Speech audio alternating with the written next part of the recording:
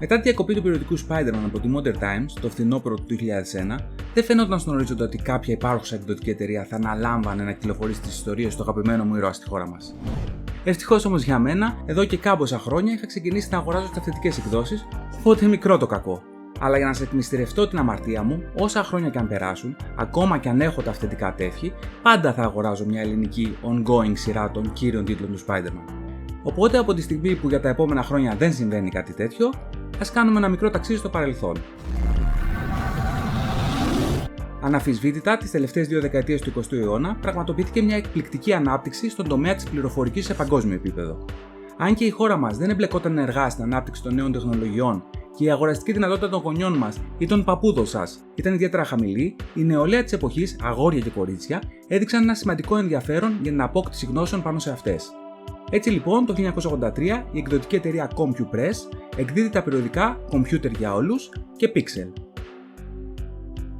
Το Computer για όλους απευθυνόταν σε μεγαλύτερες ηλικίες από μένα, καθώς είχε κυρίως θέματα hardware και νέα πάνω στην ίδια τη βιομηχανία των ηλεκτρονικών υπολογιστών, ενώ το Pixel περισσότερο ασχολιόταν με θέματα προγραμματισμού και παιχνιδιών.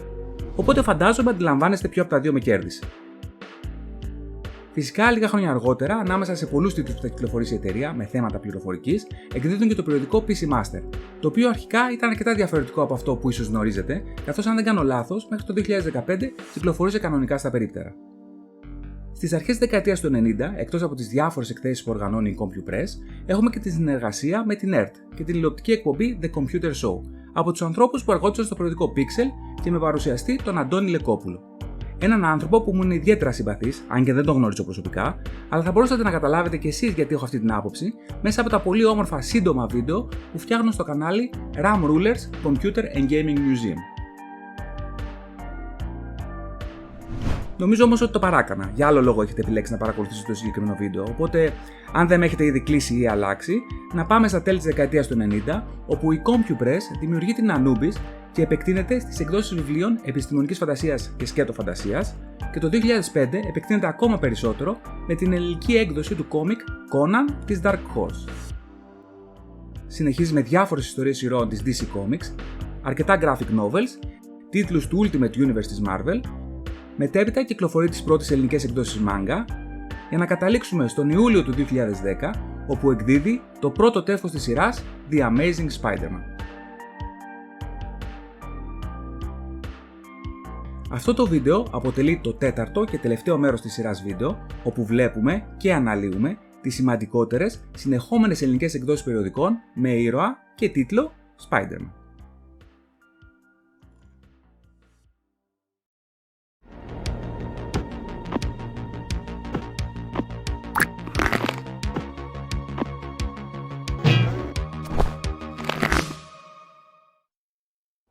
Όπως έχω αναφέρει σε διάφορα βίντεο, το 2007 κυκλοφορεί στους αυθεντικούς τίτλους του Spider-Man η ιστορία One More Day, η οποία αποτελεί το μέσο για να μπορέσει η Marvel να πραγματοποιήσει ένα soft reboot στον ήρωα και να τον επιστρέψει σε νεότερη ηλικία και παλιότερο κοινωνικό στάτους, όπου έχει πρόσφατα ολοκληρώσει τις σπουδές του, εξακολουθεί να ζει με τη θεία του και να αντιμετωπίζει σημαντικά οικονομικά προβλήματα.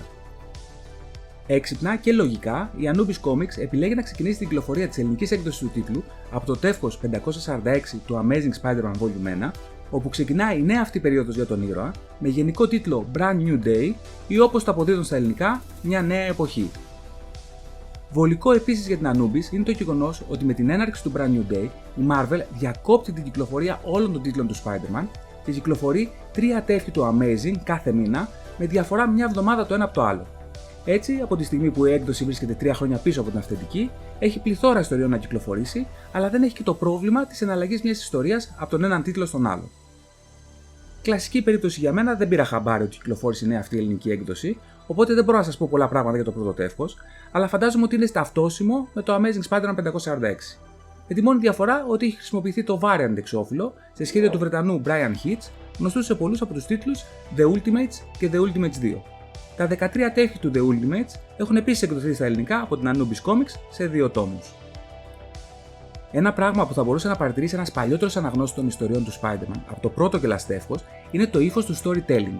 Διαβάζοντας την ιστορία, αισθανόμαστε ότι με την περιγραφή της ιστορίας από τον ίδιο τον Peter Parker, την χρονική αναλλαγή στη δεύτερη σελίδα, τη σκηνή στο κλαμπ και το κλείσιμο της ιστορίας με την ανακοπή καρδιάς του J. Jonah Jameson, παρακολουθούμε μια σύγχρονη νεανική τηλεοπτική σειρά. Αυτό δεν είναι καθόλου τυχαίο, καθώς από τη στιγμή που έχει αγοραστεί η Marvel από την Disney, οι συγγραφείς που έχουν αναλάβει τον τίτλο είναι άνθρωποι που ναι, μεν έχουν γνώση των κόμιξ και των υπερηρώων, αλλά έχουν ασχοληθεί αρκετά με πιο νεανικούς τίτλους, με την τηλεόραση ή τον κινηματογράφο. Έτσι λοιπόν, στις αυθεντικές εκδόσεις, τον πρώτο χρόνο τουλάχιστον, κάθε μήνα έχουμε μια ψηλοαυτοτελής ιστορία που διαρκεί 3 τεύχη, η οποία είναι γραμμένη από τον Dan Slott ή τον Mark Guggenheim ή τον Bob Gale. Ναι, αυτόν τον Bob Gale που έγραψε και το Back to the Future. Υπάρχει και μια ιστορία από τον Jeb Wells, αλλά θα φτάσουμε και εκεί. Από το δεύτερο τεύχος της Anubis, βλέπουμε ότι σε κάθε τεύχος περιέχονται 2 τεύχοι της αυθεντικής έκδοσης, όπου κατά κύριο λόγο επιλέγουν να χρησιμοποιήσουν ως εξώφυλλο αυτό το αντίστοιχο αυθεντικού πρώτου. Η ποιότητα της εκτύπωσης και του χαρτιού είναι εξαιρετική. Το μέγεθος ίδιο με την αυθεντική έκδοση, ενώ η τιμή του κάθε τεύχους στα 3,5 ευρώ, αν και είναι ίσως λίγο τσιμπημένη, είναι τίμια σε σχέση με το τελικό προϊόν που φτάνει στα χέρια μας. Στο τρίτο τεύχος έχουμε την πρώτη εμφάνιση του Μένας, ενός κακού ο οποίος θα παίξει σημαντικό ρόλο στη συνέχεια των ιστοριών και για τον οποίο, αν θέλετε λίγες παραπάνω πληροφορίες, μπορείτε να δείτε το βίντεο για το τι παίζει με τον Harry Osborn στο κανάλι NerdPop, link του οποίου έχω βάλει στην περιγραφή. Στο τέταρτο τεύχος ολοκληρώνεται η πρώτη αυτή εμφάνιση του Μένας και έχουμε επίσης την εμφάνιση της ηρωίδας Jackpot, ενός χαρακτήρα που θυμίζει τη Mary Jane τόσο εμφανισιακά αλλά και στον τρόπο που απευθύνεται στο Spider-Man. Αλλά επειδή τότε από ό,τι φαίνεται δεν τους βγήκε να πούνε ότι είναι η Mary Jane και τελικά ήταν η Sarah Eret, φέτος στο Amazing Spider-Man Volume 6 τεύχος 31, η Mary Jane με υπερδυνάμεις πλέον γίνεται η ηρωίδα Jackpot. Φτάνουμε λοιπόν στο 6ο και 7ο τεύχος, όπου περιέχονται τα Amazing Spider-Man 555 έως 558, αντίστοιχα 2 σε κάθε τεύχος. Εδώ έχουμε μια ιστορία γραμμένη από τον Jeb Wells και σε σχέδιο του Chris Bachalo. Η ιστορία αυτή, αν και φαίνεται ότι ολοκληρώνεται στην πρώτη ιστορία του 7ου τεύχους, στην πραγματικότητα αποτελεί το πρώτο κομμάτι μιας ιστορίας που έπαιξε σημαντικό ρόλο στο τωρινό run του Jeb Wells στο Amazing Spider-Man Volume 6. Η Anubis, όποτε το επιτρέπει το μέγεθος των ιστοριών, προσθέτει και μια στήλη αλληλογραφίας, η οποία συνήθως περιέχει 1 με 2 γράμματα αναγνωστών. Η στήλη αυτή, παρόλο που είναι μικρή, επιτέλους μετά από χρόνια επιστρέφει με τα γνωστά χαρακτηριστικά των απορριών των αναγνωστών, με επιθυμίες άλλων τίτλων της Marvel, με σχόλια επί των ιστοριών και με απαντήσεις από τον συντάκτη του περιοδικού, οι οποίες πραγματικά δείχνουν ενδιαφέρον προς τους αναγνώστες, αλλά και άριστη γνώση επί του παρελθόντος του ήρωα. Ένα χαρακτηριστικό της συγκεκριμένης περίοδου του Brand New Day είναι η προσπάθεια για τη δημιουργία νέων εχθρών. Στα τεύχη 8 και 9 έχουμε την πρώτη εμφάνιση των Screwball και Paper Doll. Η ιστορία αυτή είναι και η πρώτη του ταλαντούχου Ισπανού σχεδιαστή Μάρκος Μάρτιν, που έχει ένα πολύ ιδιαίτερο, αφαιρετικό και κάπως παλιακό στυλ, το οποίο όμως καταφέρει να δώσει μια νέα πνοή στον ήρωα. Επίσης, εδώ βλέπουμε για άλλη μια φορά την αιμονή του Dan Slott να αναδεικνύει την εγωιστική πλευρά του Peter Parker, καθώς δέχεται να αναλάβει να εργαστεί ως παπαράτσι για την DB, μόνο και μόνο επειδή είναι μεγάλη η οικονομική αποζημίωση που δέχεται. Φυσικά αυτή η αιμονή του σεναριογράφου θα καταλήξει στη δημιουργία του Superior Spider-Man. Αλλά αν θέλετε να μάθετε περισσότερα για αυτή την πλευρά του χαρακτήρα του Peter Parker, μπορείτε να επιλέξετε και το link πάνω δεξιά. Λίγο πριν κλείσει ένα χρόνο έκδοση στο περιοδικό της Anubis, στα τεύχη 11 και 12, έχουμε την πρώτη ιστορία που ναι μεν μας συστήνει ένα νέο αντίπαλο, αλλά προσπαθεί να δημιουργήσει και μια σύνδεση με παλιότερα γεγονότα. Αυτή είναι η ιστορία Kraven's First Hand. Μια πολύ μέτρια και κακογραμμένη ιστορία που προσπαθεί να τυζάρει γεγονότα από τον Daredevil Born Again, τον οποίο μας τον εμπλέκει με τελείως λάθος τρόπο, εισάγει μια νέα Kraven the Hunter και μας εμφανίζει τον Vermin χωρίς να υπολογίζει καθόλου τα γεγονότα που έχουν συμβεί μεταξύ αυτού και του Spider-Man μετά το Kraven's Last Hunt. Καθώς η ιστορία αυτή αποτελείται από 3 μονάχα μέρη, πολύ έξυπνα, η Anubis επιλέγει ως δεύτερη ιστορία στο τεύχος 12 να μην ακολουθήσει τη σειρά έκδοση των τευκών στις ΗΠΑ και να εκδώσει μια αυτοτελής και ανεξάρτητη ιστορία, η οποία αντιστοιχεί στο Amazing Spider-Man Volume 1 574, έτσι ώστε στο επόμενο τεύχος να ξεκινήσει κανονικά το επόμενο story arc με τίτλο New Ways to Die. Η ιστορία Νέοι τρόποι να πεθάνεις σηματοδοτεί και την επιστροφή του πολύ αγαπητού σχεδιαστή στους οπαδούς του κόμικ του Spider-Man, John Romita Jr. Επίσης, από ό,τι φαίνεται, δεν είχε και πολύ μεγάλη επιτυχία η προσπάθεια για τη δημιουργία νέων κακών, οπότε σε αυτή την ιστορία έχουμε την επιστροφή του Venom, του Norman Osborn και του Eddie Brock με την πρώτη εμφάνιση του Anti-Venom. Αυτή είναι μια ιστορία στην οποία συμβαίνουν πολλά, αλλά από την άλλη δεν συμβαίνει και τίποτα. Ενώ επί της ουσίας, εκτός από κάποια μικρά στοιχεία για διάφορα subplot που τρέχουν, προετοιμάζει το έδαφος για το μεγάλο event συνολικά της Marvel με πρωταγωνιστή τον Norman Osborn και τίτλο Dark Reign. Το μόνο ίσως άξιο λόγο είναι η ένωση του συμβιωτικού του Venom, το οποίο εκείνη την εποχή χρησιμοποιεί ο Mac Gargan μαζί με τη στολή του Scorpion.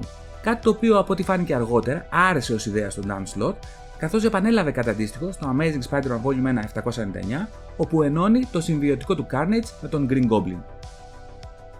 Στο τεύχος 16 περιέχεται ως πρώτη ιστορία το έκτο και τελευταίο μέρος αυτού του story arc, αλλά επειδή το τεύχος το οποίο αντιστοιχεί είναι το Amazing Spider-Man Volume 1 573, το οποίο είναι σχεδόν double size, η δεύτερη ιστορία που αντιστοιχεί στο Amazing Spider-Man Volume 1 575 θα κοπεί στη μέση και θα συνεχιστεί ως πρώτη ιστορία στο τεύχος 17.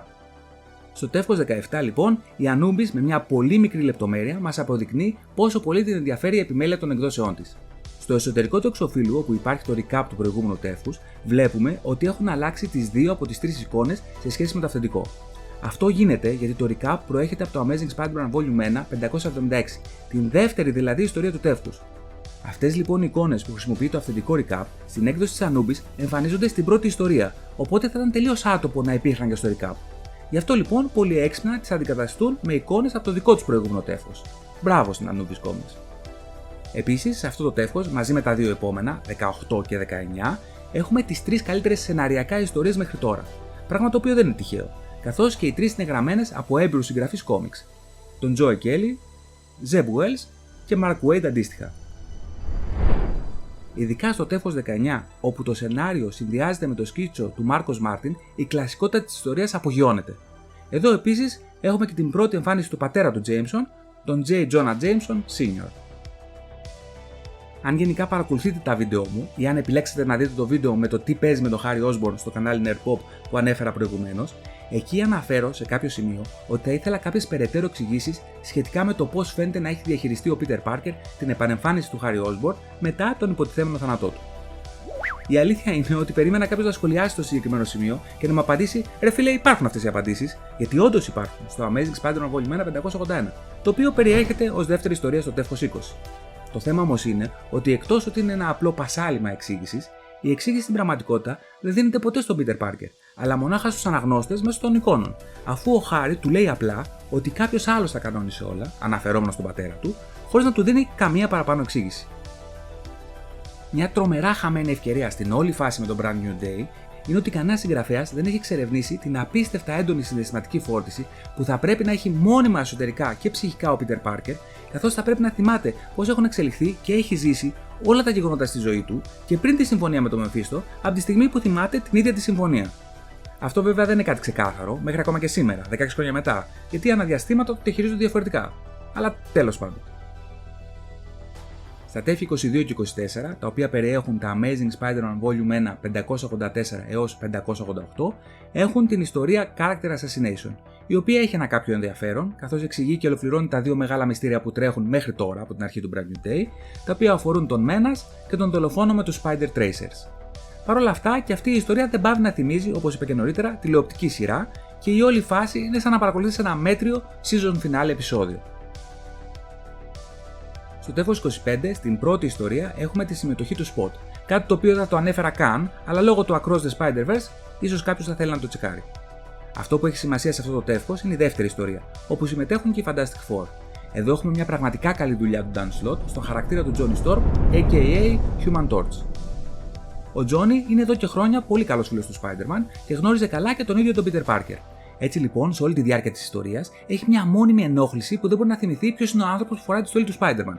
Αυτό συμβαίνει προφανώς λόγω των γεγονότων του One More Day, αλλά ο εκνευρισμός του φτάνει μέχρι το σημείο να προσπαθήσει να βάλει φωτιά στην ίδια τη μάσκα του Spider-Man, έτσι ώστε να τον αναγκάσει να την βγάλει και να μπορέσει να δει τελικά το πραγματικό του πρόσωπο. Τι συμβαίνει όμως, θα το αφήσω να το ψάξετε μόνοι σας. Στα τεύχη 26 και 27 έχουμε την ολοκλήρωση της ιστορίας με τους Fantastic Four και την επιστροφή του Spider-Man στη Νέα Υόρκη. 2 μήνες αργότερα όμως, καθώς ο χρόνος στο Macroverse όπου βρισκόντουσαν κυλά πιο αργά. Ο νέος δήμαρχος πλέον της πόλης είναι ο J. Jonah Jameson, ο πατέρας του τα έχει φτιάξει με τη θεία May και στην πόλη έχει εμφανιστεί ένας νέος γήπας. Στο τέλος του τεύχους 27, όπου ως δεύτερη ιστορία έχουμε το Amazing Spider-Man Volume 1 594, η Anubis μας ενημερώνει ότι το επόμενο τεύχος θα κυκλοφορήσει στα περίπτερα στις 16 Δεκάτου 2012, τον επόμενο μήνα δηλαδή, όπως συνήθως. Δυστυχώς όμως αυτό δεν θα ισχύσει. Το επόμενο τεύχος θα κυκλοφορήσει τελικά γύρω στους 7 μήνες αργότερα, τον Μάιο του 2013. Ας μην ξεχνάμε όμως ότι και η χώρα μας τότε ήταν βαθιά μέσα στην οικονομική κρίση. Το τεύχος λοιπόν 28 είναι μικρότερο σε μέγεθος από τα προηγούμενα, αλλά εξακολουθεί να αποτελείται από 46 illustration σελίδες, λεπτότερες όμως σε όγκο χαρτιού. Όσον αφορά την αντιστοιχεία με την αυθεντική έκδοση, εδώ περιέχονται τα τεύχη του Amazing Spider-Man Volume 1 698 και 699, τα οποία κυκλοφόρησαν τον Δεκέμβριο του 2012 στις ΗΠΑ. Βλέπουμε λοιπόν ότι μέσα σε ένα τεύχος φτάσαμε λίγους μήνες πίσω από τις αυθεντικές εκδόσεις, έχοντας όμως χάσει γύρω στα 2,5 χρόνια ιστοριών και λίγο πάνω από 100 τεύχη. Μπορεί αυτό στους οπαδούς του περιοδικού να δημιουργεί εκνευρισμό, αλλά από συντακτικής άποψης αυτή είναι η πιο τίμια και λογική κίνηση που μπορεί να γίνει από την Anubis Comics. Όπως αντιλαμβανόμαστε από το tutorial, το περιοδικό θα σταματήσει να εκδίδεται στο τεύχος 30. Έτσι λοιπόν, στα τεύχη 29 και 30 έχουμε μοιρασμένα την ιστορία του Amazing Spider-Man Volume 1 700, το οποίο είναι ένα τεύχος γύρω στις 100 σελίδες με όλα τα έξτρα που περιέχει. Εδώ ουσιαστικά κλείνει και ο κύκλος του Brand New Day με τον τελικό θάνατο του Peter Parker και την πλέον μόνιμη κάλυψη του σώματός του από τον Dr. Octopus. Έτσι λοιπόν και η Anubis κλείνει το δικό της κύκλο του περιοδικού The Amazing Spider-Man, χωρίς να αφήνει το κοινό της στα μέσα μιας άκυρης ιστορίας και αφήνοντας το πεδίο ελεύθερο για την κυκλοφορία οποιοδήποτε το επιθυμεί του επόμενου μεγάλου κομματιού στην ιστορία του ήρωα, το οποίο θα αποτελέσει ο Superior Spider-Man.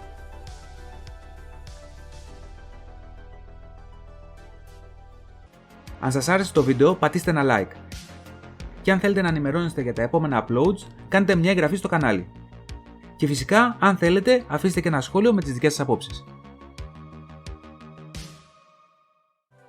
Αν θέλω να είμαι αντικειμενικός για το ποια είναι η καλύτερη έκδοση περιοδικού του ήρωα Spider-Man στη χώρα μας, θα πρέπει να αφαιρέσω από την εξίσωση τη νοσταλγία μου για τις εκδόσεις Καμπανά και Mammoth Comics και να παραδεχτώ ότι αυτή είναι η έκδοση της Anubis Comics. Οφείλω όμως να παραδεχτώ ότι είναι και η πιο άτυχη. Καθώς κατά τη διάρκεια των δεκαετιών του 70, 80 και στις αρχές του 90 των εκδόσεων Καμπανά, τα έγχαρτα comics ήταν ένα κύριο μέσο διασκέδασης της νεολαίας. Κατά τα μέσα της δεκαετίας του 90, η Mammoth Comics είχε τη δυνατότητα να εκδώσει τα πρώτα τεύχη του Spider-Man από τον Todd McFarlane. Ενώ η Modern Times, εκτός ότι υπήρξε η μεγάλη επιτυχία της σειράς κινουμένων σχεδίων Spider-Man The Animated Series, είχε και την οικονομική δυνατότητα για τηλεοπτική διαφήμιση. Η Anubis Comics από την άλλη, παρόλο που πλέον υπάρχει το MCU στη ζωή μας και οι ήρωες της Marvel είναι γνωστοί σε όλους σας, η πρόσβαση σε αυθεντικές εκδόσεις για αγορά ή απλή ανάγνωση μέσω του ίντερνετ είναι πολύ εύκολη και ανέξοδη. Συνέπεσε επίσης με την οικονομική κρίση, ενώ το μεγαλύτερο πρόβλημα κατά τη γνώμη μου είναι ότι οι ιστορίες του Brand New Day είναι οι πιο αδύναμες των τελευταίων χρόνων. Κατάφερε όμως να εκδώσει 30 τεύχη και να κλείσει τον μέχρι σήμερα κύκλο των συνεχόμενων ελληνικών εκδόσεων περιοδικών με ήρωα και τίτλο Spider-Man. Με την ολοκλήρωση όμως αυτού του κύκλου κλείνει και ένα μεγάλο κεφάλαιο για το κανάλι The Evwalk. Και γι' αυτό θα ήθελα να σας ευχαριστήσω τόσο για τα καλά σας λόγια στα σχόλια, όσο και για τον χρόνο που διαθέσετε για να παρακολουθήσετε και τα 4 αυτά βίντεο.